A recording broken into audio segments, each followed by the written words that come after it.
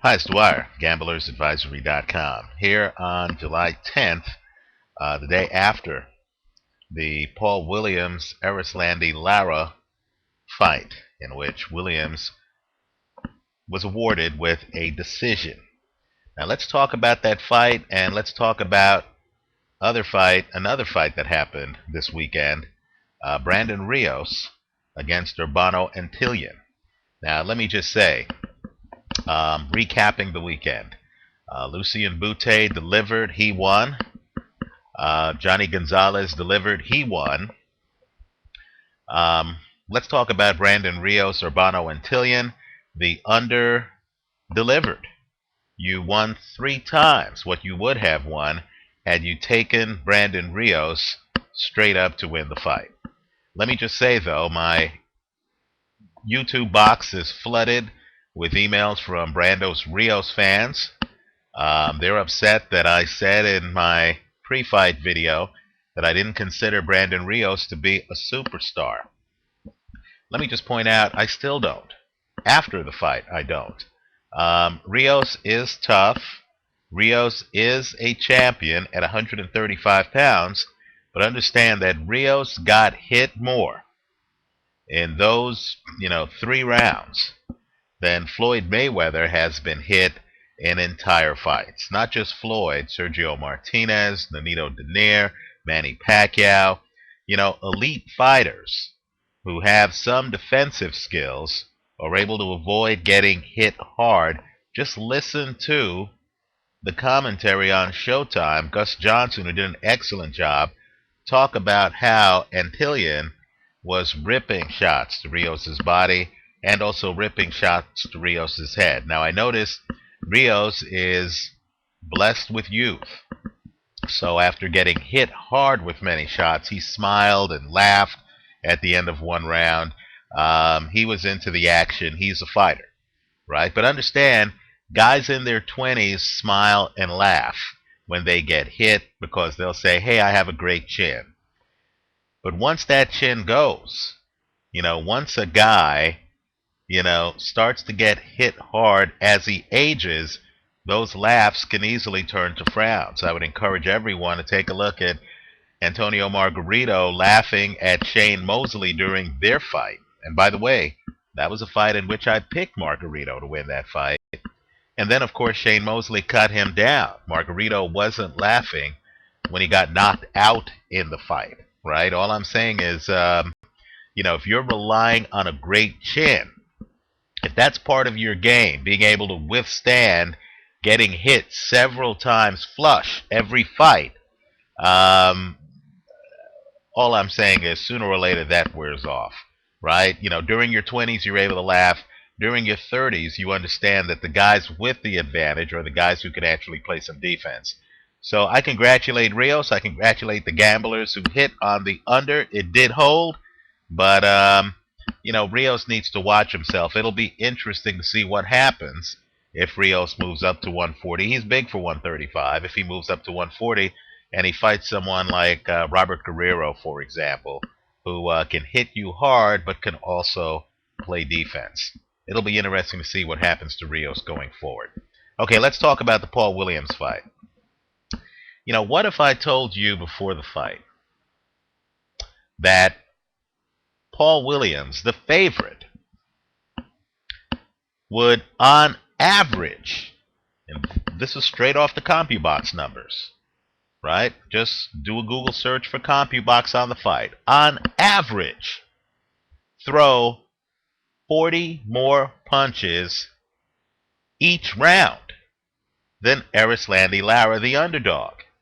I understand hypothetically, theoretically, both fighters are supposed to start on an even playing field, and that, we're supposed to judge each round independently, right? Realistically, ties go to the favorites, right? Arislandi Lara in Atlantic City is not as well known as Paul Williams is in Atlantic City. Arislandi Lara is simply not as well known as Paul Williams. Paul Williams was the favorite going into this fight. People knew Paul Williams' history. They didn't know Arislandi Lara's history, right? And keep in mind, The only blemish on Lara's record is a tie against Carlos Molina, who yesterday deconstructed Kermit Cintron. Right? So Lara, world-class fighter. Now, my point to you is simply this. The risk you take in taking a counterpuncher against a volume fighter is exactly what happened in this fight, right? I'll agree with everyone who says that Lara was the sharpshooter in this fight, far more accurate than Paul Williams. But when you're facing the favorite, and the favorite is out throwing you by 40 punches a round, you're up against it with the judges. You know, I understand HBO, Harold Letterman had this, I believe, 9 rounds to 3. I understand that the mic caught George Peterson, Paul Williams' manager, telling Paul, hey, you need a knockout to win. I understand that the side of Paul's face was completely swollen and that Paul Williams showed a unique susceptibility to left hands, right? The pattern has held. You know, Carlos Quintana hit him with left hands. Sergio Martinez hit him with left hands. Lara did hit him with left hands. But my point to you is, you know, according to CompuBox numbers, Williams threw more than 500 more punches, literally more than 500 more punches over 12 rounds than Erislandy Lara. You have to figure that Paul Williams in Atlantic City is going to get the close rounds, right? You also have to realize, too, that Lara, and this is just a stylistic thing, there were times in the fight where Lara just backed away from Williams. Lara would hit a flush shot, then he would back away from Williams, and Williams would step forward because that's what Williams does, right? He would step forward and it would look like a taller man chasing the smaller man, 6'2" against 5'9", around the ring, even in rounds in which Lara was landing flush shots. And so Paul Williams, because of his volume, right, because he's always throwing punches, because he hides the fact that he's been hit hard several times in this fight, Paul Williams is hit hard. He just kept throwing punches, right? Wouldn't flinch, wouldn't take a step back, wouldn't acknowledge that he'd been hit hard. He just kept throwing punches. And all I'm saying is Lara could have helped himself if he would have landed flush punches, then either pivoted to the side so that it looks like he's a guy in control. Ring generalship is part of this. Or land a flush punch and then tie Williams up. He didn't do that. And as a result, when you have a low volume counterpuncher against a high volume, you know, a pattern fighter who's taller, right, whose punches look dramatic, who's coming forward while you're going backward, you're going to have a problem on the scorecards. No, I'm not above making a prediction on a fight. Carl Froch over Andre Durrell, for example, watching the fight, and then coming online after my guy gets a gift decision and saying, hey, you know, I thought my guy got a gift decision. Right here, all I'll say is this. I thought someone was going to get knocked out in this fight. My lead bet was the under 11.5 in this fight, right? Straddled against Paul Williams by decision. In my pre-fight video, I argued that only Paul Williams could win a decision. Now, I'll admit that the fight was a lot closer. I mean, a lot closer than I thought it would be. But the fact that Lara couldn't match, and this is structural, could not match Paul Williams in volume, didn't come close to matching Paul Williams in volume, right? And the fact that neither guy got knocked down. In other words, Lara was unable to knock Williams down. If he knocks Williams down once, right, then that tie scorecard goes to him. right? He wasn't able to knock Williams down once in the fight. Um, doesn't make me surprised at all that the guy who threw 40 more punches per round won the fight.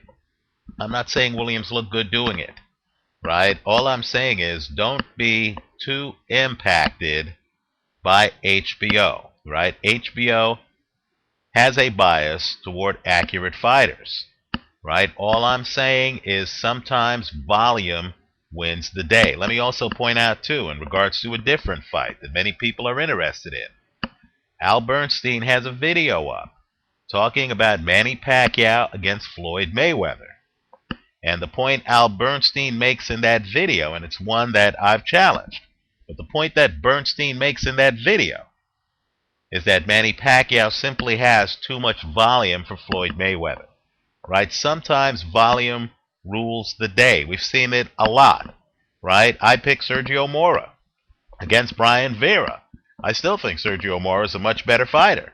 The problem is Vera threw more in that fight, right? When you're dealing with a counterpuncher, the challenge they face is to not get over inundated with punches, right? Counterpunchers need skills where they can exploit their counterpunching, where they hit you with a flush counterpunch, and then they either bounce out of the way skillfully without looking like they're going straight back like Lara did, without looking like they're running away, right? And counterpunchers need to figure out how to hit you flush and then tie you up so that the judges don't see a second act. All they see is your first act, the great counter, right? And they then don't see a taller fighter like Paul Williams chasing you around the ring, right? Lara, I'm sure, is going to look at the films of this, and he's going to figure out that the visual went against him, right? The visual was he's fighting a taller man who's throwing more punches and who's chasing him around the ring. So even when he lands crisp counters, even though we know Williams' bell was rung, Paul Williams kept coming forward. Paul Williams gave the optical illusion all night, in my opinion, that he was the more active fighter. He was the one pursuing the action. Not one judge gave this fight to Erislandy Lara.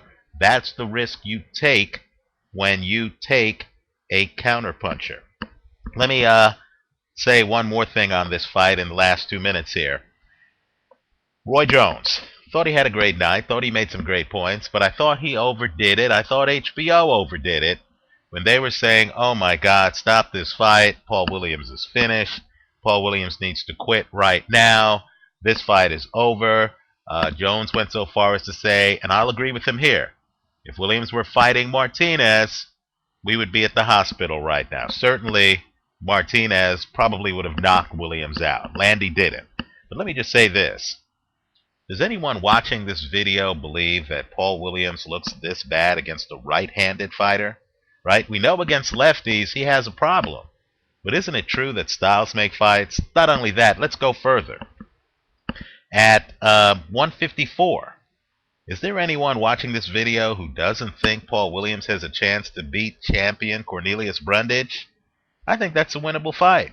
Not only that, Williams, who, as he is now, seems to do better inside than outside. And that's a shocker, because I thought younger Williams, the Williams who beat Margarito, did a great job outside. But Williams seems to have deteriorated, so now he's much better inside than outside. You know what? Aren't there fighters with belts like Julio Cesar Chavez Jr. who would make a great fight with Paul Williams? Doesn't Williams have a chance in that fight? Because Chavez Jr., if he fights the fight that he fought against Sebastian Savic, he would be right in front of Williams, wouldn't he? All I'm saying is this. Isn't it a bit premature to be saying Williams should retire immediately? I'll agree you should stay away from southpaws. But styles make fights, and against a righty like Cornelius Brundage, or against a fighter like Chavez Jr., who likes to fight inside, I think Williams would have a chance. Let me hear from you. Thanks for watching.